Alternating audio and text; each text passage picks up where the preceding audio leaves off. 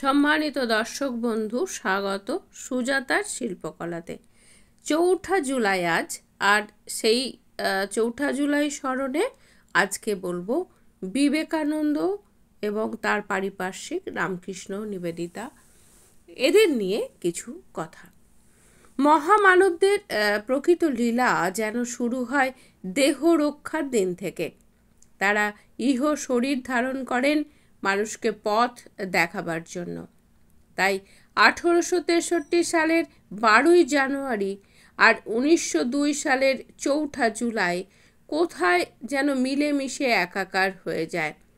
নিবেদিতাকে একবার প্রশ্ন করা হয়েছিল, রামকৃষ্ণ ও বিবেকানন্দর মধ্যে তফাৎ কি?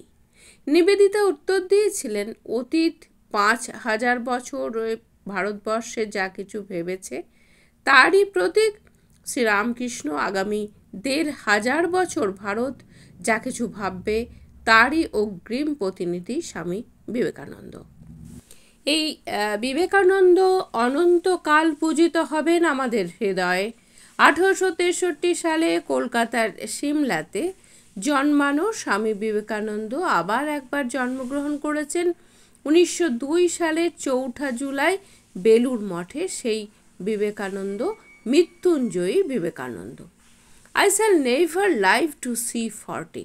আমি কোনোদিনই 40-এ পৌঁছাবো না। শরীর ত্যাগের পূর্বকাল, বহুকাল পূর্বেই তিনি নিজেই নিজের ভবিষ্যৎবাণী করে একথা বলে গিয়েছিলেন। তা হলো 4ঠা জুলাই 1902 শুক্রবার রাত 9:10 আজকের সঙ্গে ঠিক মিলে যাচ্ছে না? নিজ কক্ষে ধ্যানের মধ্যেই মাত্র 39 বছর বয়সে স্বামীজি যাত্রা করলেন রামকৃষ্ণ লোকে। মাদ্রাজে তার গুরু ভাই স্বামী রামকৃষ্ণানন্দ শশী মহারাজ স্বপ্নে দেখলেন স্বামীজি বলছেন, Shashi, I simply spat my body out. Shashi, থুতুর মতো শরীরটাকে ফেলে দিয়ে চলে যাচ্ছি। স্বামীজির মহাপ্রয়াণের পূর্বে নিবেদিতা স্বপ্নে দেখলেন শ্রী শ্রী ঠাকুর দ্বিতীয়বারের জন্য দেহ ছাড়লেন। দক্ষিণেশ্বরের দ্বিতীয় দর্শনে শ্রী শ্রী ঠাকুর যুবক নরেন্দ্রনাথকে দেখে বুঝেছিলেন ইনি নর ঋষি অবতার, মানুষের কল্যাণার্থে পৃথিবীতে এসেছেন। সেই মানব জাতির কল্যাণে পরিশ্রম করতে করতে জীবন ত্যাগ কাকে বলে তিনি দেখিয়ে গেছিলেন। মহাপ্রয়াণের 2 মাস আগে নিবেদিতা চিঠি লিখে জানতে চেয়েছিলেন কেমন আছেন। উত্তরে স্বামীজি লিখেছিলেন, এত কাজ করতে হয় যে বুঝতে পারি না কেমন আছি, আর বুঝতেই যখন পারি না তখন ধরে নিতে হবে আমি ভালোই আছি। মহাপ্রয়াণের 2 বছর আগে তিনি একটি চিঠিতে লিখছেন, শিক্ষাদাতা, গুরু, নেতা আচার্য বিবেকানন্দ চলে গেছে, পড়ে আছে কেবল সেই বালক, প্রভুর চিরশিষ্য, চিরপদাশ্রিত দাস। মহাপ্রয়াণের দিন বাবুরাম মহারাজের সাথে মঠে ভ্রমণকালে বলেছিলেন, যদি আর একটা বিবেকানন্দ থাকতো তবে বুঝতে পারত এই বিবেকানন্দ কি করে গেল। কালে এই রকম কত শত বিবেকানন্দ আসবে।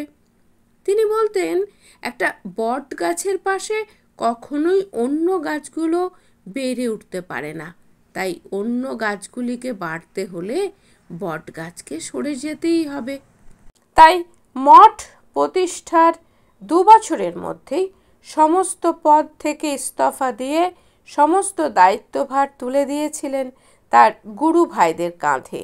শেষের দিকে কারোর কাজে হস্তক্ষেপ দূরের কথা, উপদেশও দিতেন না, বলতেন নিজের বুদ্ধি প্রয়োগ করে কাজ করতে। বহু পূর্বে শ্রী শ্রী ঠাকুর বলেছিলেন, নরেন্দ্র যেদিন জানতে পারবে সে কে, সেদিন আর ইহলোকে থাকবে না। স্বামীজি নিজেই জায়গা চিহ্নিত করে দেখিয়ে দিয়ে গিয়েছিলেন কোথায় তার শেষকৃত্য সম্পন্ন করতে হবে। স্বামীজি তার জরাজীর্ণ দেহত্যাগ করেছেন, কিন্তু তার কাজ থামেনি।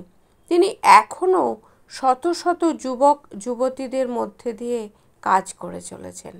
তার শক্তি এখনও চালিয়ে নিয়ে চলেছে এই বিশাল কর্মযজ্ঞকে। দীর্ঘ কয়েক শতক এই বিশাল দেশ, আমাদের মাতৃভূমি ভারতবর্ষ যখন দাসত্বের কারাগারে বন্দি দশায় নিজের শক্তিকে ভুলতে বসেছিল, সেই দেশবাসীকে জাগ্রত করতে, নিজের শক্তিতে বলীয়মান হতে স্বামীজি দেখিয়ে দিয়ে গেলেন। এখন বর্তমান প্রজন্মের উপর সেই দায়িত্ব এসে পড়েছে সেই কাজকে এগিয়ে নিয়ে যাওয়ার, ভারত মাতার বন্দনায় নিযুক্ত হওয়ার, নিজেদের শক্তিকে জাগ্রত করার। তবে এই কাজে কোনো ভয় নেই, কারণ স্বামীজি আমাদের সাথেই আছেন। তিনি নিজেই অভয় প্রদান করে বলে গিয়েছিলেন, আমরণ কাজ করে যাও, আমি তোমাদের সঙ্গে সঙ্গেই আছি, আর আমার শরীর চলে গেলেও আমার শক্তি তোমাদের মধ্যে দিয়েই কাজ করবে।